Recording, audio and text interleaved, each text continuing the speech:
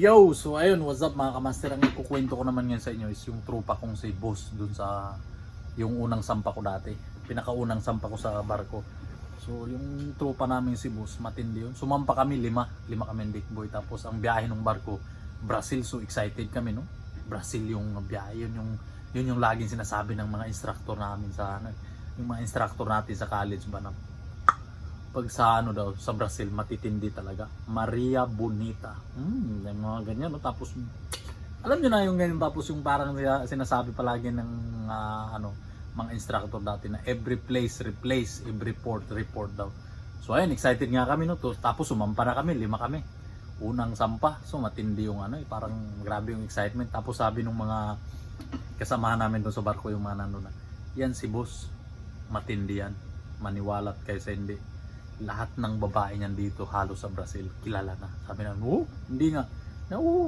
Amoy pa lang. Amoy pa lang daw mga kamaster. Matindi talaga si Boss. Amoy pa lang. Sabi niya, pag dumaong tayo sa ano, sabi nung kasama namin, pag dumaong tayo sa Brazil, malalaman yun. So ayun na nga, dumaong na nga kami, no? To make the story short. So dumaong na kami sa Brazil. So nangyari, umaga kami dumaong.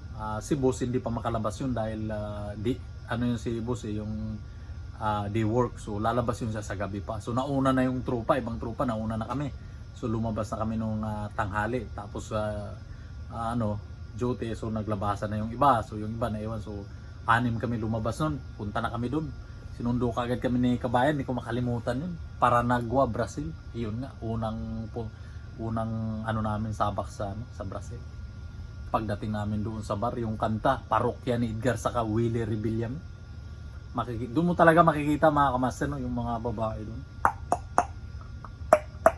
matindi. Oo. Di nag-ano na yung tropa, ano na sila, kuhaan na ng mga babae, nandyan lang diskuhan. Tapos sa likod nandyan na yung mga kwarto, pagka disco sayo-sayo. Pagkatapos ano, gusto mong bumumba, likod lang, $50 yun, $50. Nandyan sa likod na kayo, bomba. Tapos pagkatapos nun, balik na naman, disco na naman, sayaw-sayaw. Pagka ramdam mo na bubomba ka, punta naman sa likod, bomba na naman.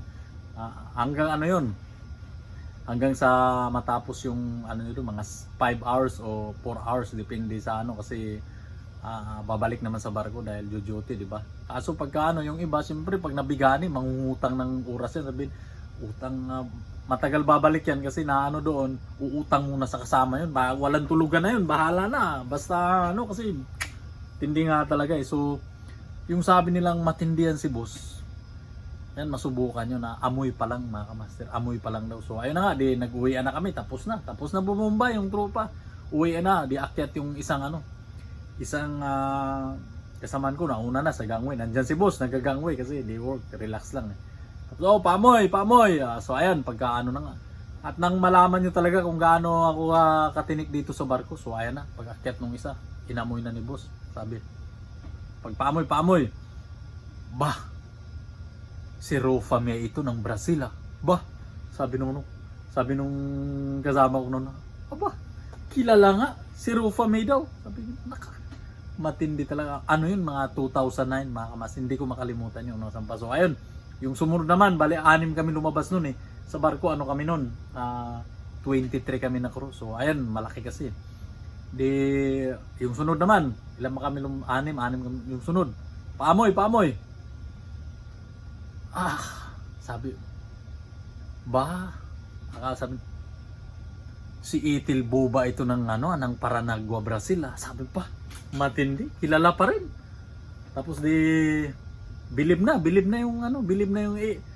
talaga kaming digboy na yung veterano rin daw na nakasama namin.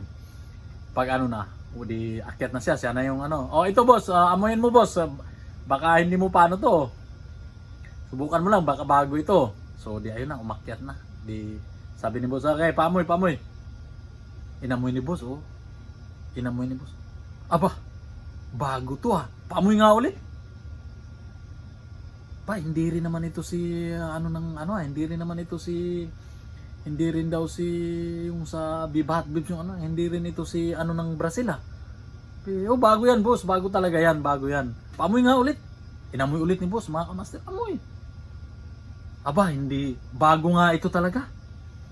Di parang excited si boss eh. Sabi niya, nako, bago nga ito, lalabas. Kailangan pautang ako mamaya, lalabas na kaagad ako kasi may paamoy nga ulit. Di inamoy ulit ni boss. Bago nga. Sabi ni boss, tinanong niya yung kasama ko. Sino bang pangalan niyan? Bakit hindi ko pa kilala. Bago 'yan ah. Sabi nung tropa namin, O ito, amuyin mo ulit oh. Inamoy ni boss, inamoy. Ayun. Talagang matindi to ah. Sino bang pangalan niya? Sabi nung tropa namin. Loko 'yun eh, yung yung matagal na rin sa barko, sabi. Gago, yan si puwit ko.